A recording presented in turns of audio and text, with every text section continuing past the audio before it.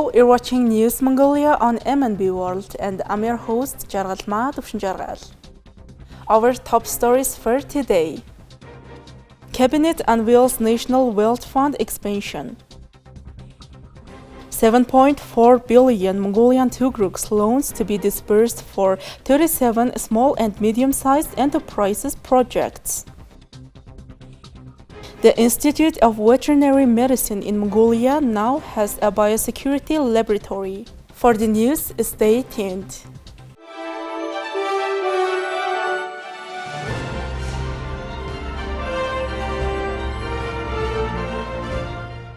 During a press briefing held after the cabinet meeting, the Minister of Finance, Jahlang, highlighted the successful discussion and approval of measures to implement the law regarding the National Wealth Fund. Highlighting the structure of the National Wealth Fund, the Minister of Finance outlined its three primary funds: the Future Fund, the Savings Fund, and the Development Fund. The focus of the current government's resolution is on the Savings Fund with an allocation of up to 500 billion Mongolian Tugrux. Previously, 700 billion Mongolian Tugrux had been designated for mortgage loans. With an additional 500 billion Mongolian Tugrux, the total available funds for mortgage loans now stand at an impressive 1.2 trillion Mongolian Tugrux. Notably, according to the cabinet, the increase opens up opportunities for thousands of citizens, with 17,000 having already applied for mortgage loans. Should these applications meet the stringent criteria set by banks, further approvals for 10,000 citizens are within reach. The resolution also grants legal authorization for the disbursement of savings fund money in cash, specifically for housing, education, and healthcare expenses. The minister added that it demonstrates the government's commitment to addressing essential societal needs. The Project Selection Committee meeting convened on April 25th to allocate concessional loans from the Small and Medium-Sized Enterprises Development Fund. As a result of the meeting, 7.4 billion Mongolian Tugrux are to be disbursed in loans for 37 small and medium-sized enterprises projects. Details as follows.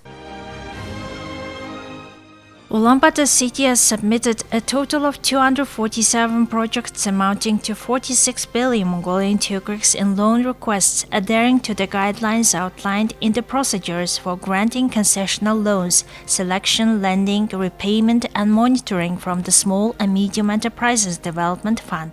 As ratified by the Government Resolution No. 113 of 2020 and Order No. 828 of the Minister of Food, Agriculture and Light Industry dated January 15th of 2024.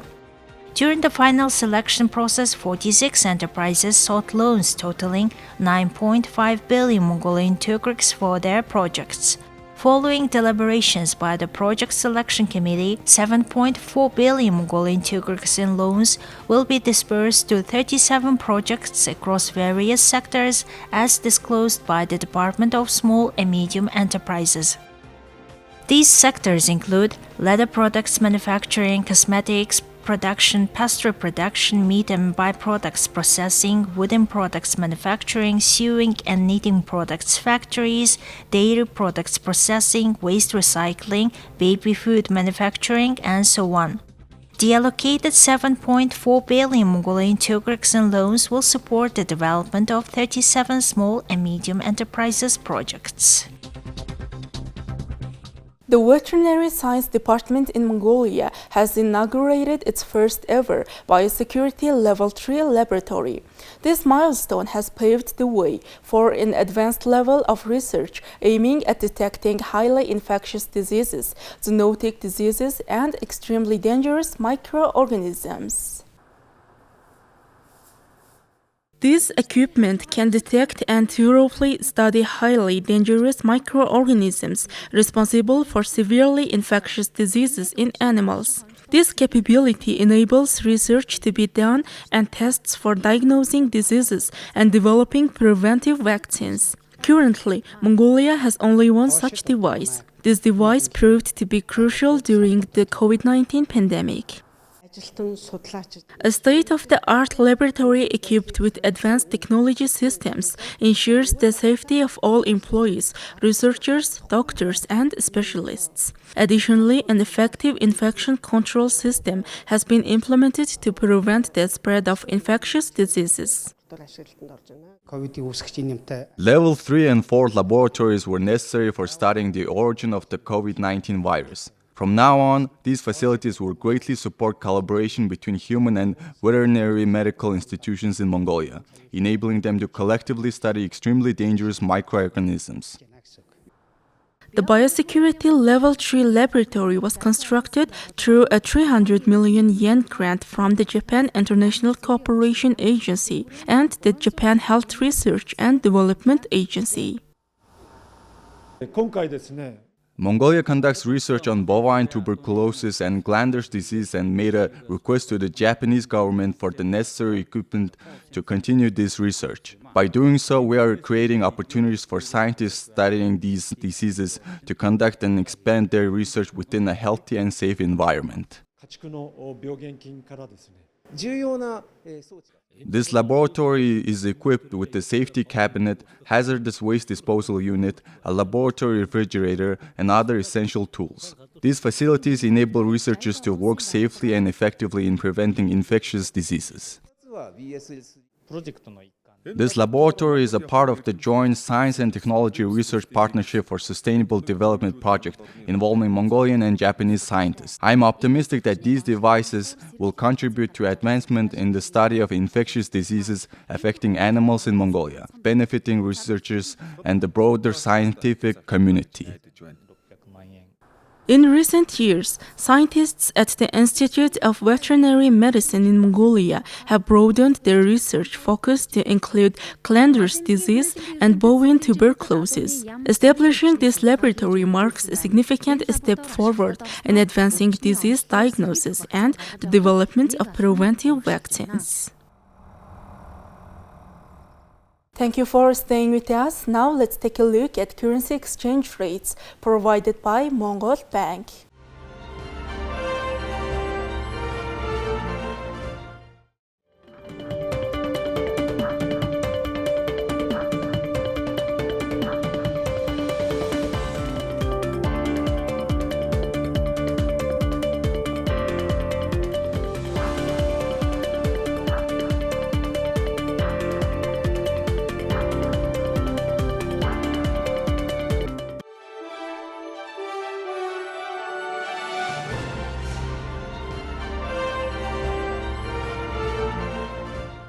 Next, our program will turn our attention to foreign news, partnered with international news agencies.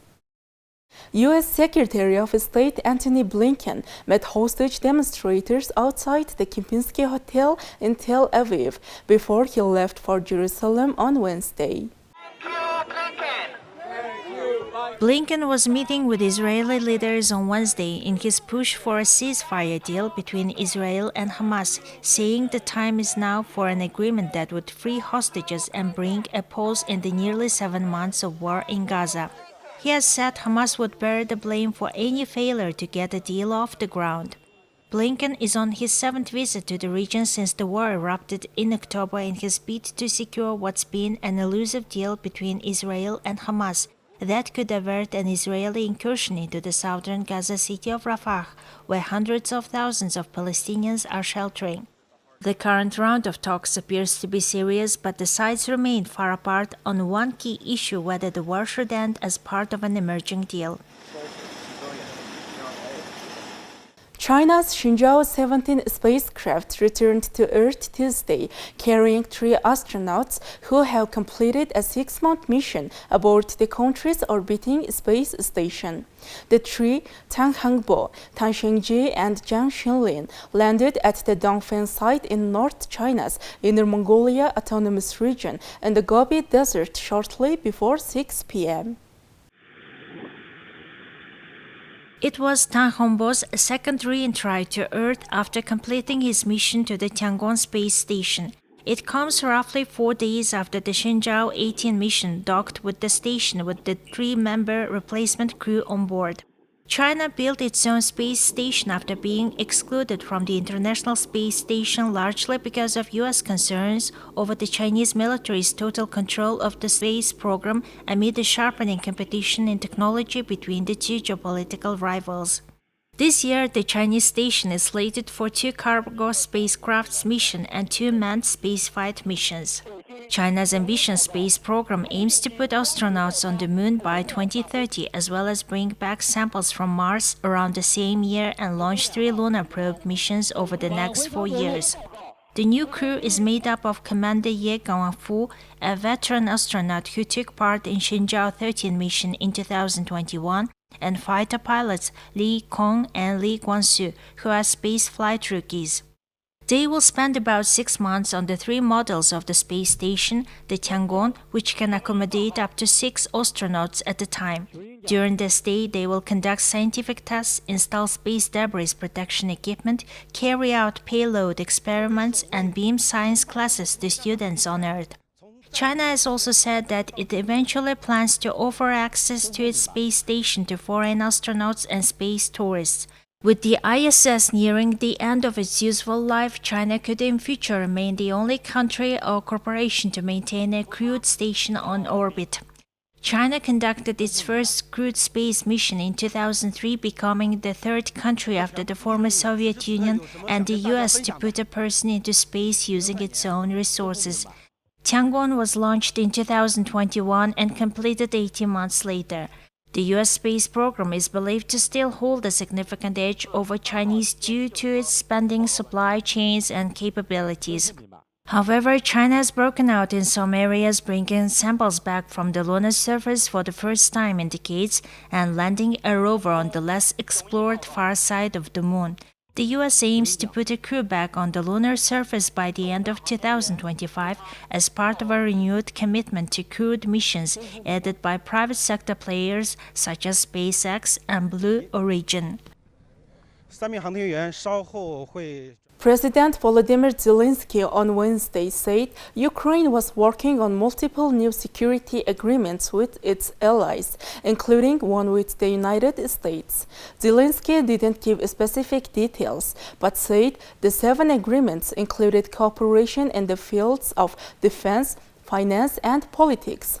The president said Kyiv's preparations were also ongoing for an international summit aimed at securing peace in its war with Russia, due to be held in Switzerland in June. We are preparing 7 new security documents for our country, bilateral security agreements, including a security agreement with the United States, weapons, finance, political cooperation. Today, I worked with the team on specific details of these documents, and we already have preliminary texts of some of these agreements. And, of course, the Global Peace Summit, the first of its kind, which can launch a real movement towards a just peace. We are preparing for the summit and this movement. We are working closely with the Swiss side. Today we have agreed on the final details, and we are making every effort to ensure that as many leaders and countries as possible attend the summit. This is a matter of principle. The world can stop an aggressor. Well, that's all for today. Thank you for staying with us. We will see you at Friday with more news and updates. Goodbye.